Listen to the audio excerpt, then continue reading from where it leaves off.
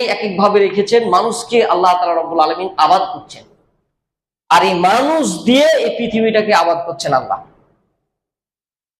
সবাকেই যদি আল্লাহ তাআলা ক্ষমতা দিয়ে দেয়, সবাকেই যদি বড় বানিয়ে দেয়, কেউ তো কারো কথা শুনবে না। এই জন্য আল্লাহ তাআলা এক একজনকে এক এক জায়গায় রেখেছেন। এর জন্য কেউ কোনো জিনিস নিয়ে কোনো বড়াই করা যাবে না।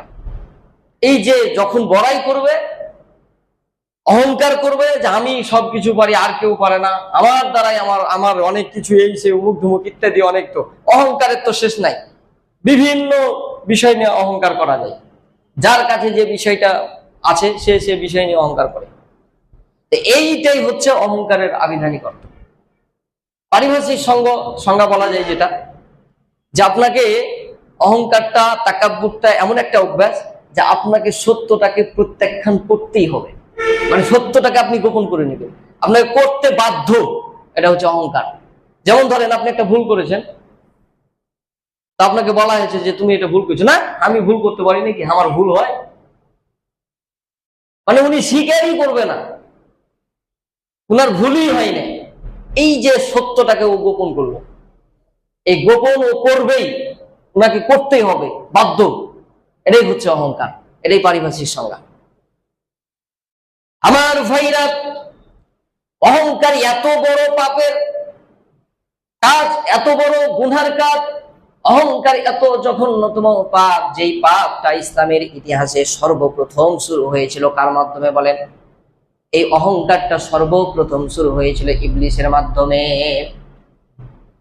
রব্বুল আলামিন যখন আদম আলাইহিস সালামকে সৃষ্টি করলেন, সৃষ্টি করার পরে যখন ফেরেশতা মণ্ডলীদেরকে হুকুম করলেন, ওয়াইদ কুলনা লিল মালাইকাতি ইসজুদু লি আদম ফাসাজাদু ইল্লা ইবলিস। সবাই বলি সুবহানাল্লাহ।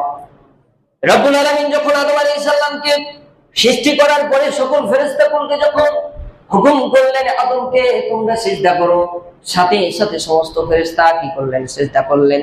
ইল্লা ইবলিস, ইবলিস ব্যতীত, আবা ওয়াস্তাকবারা ওয়া কানা মিনাল কাফিরিন, কারণ সে অহংকার করেছিল, যার কারণে সে কাফিরদের অন্তর্ভুক্ত হয়ে গেল।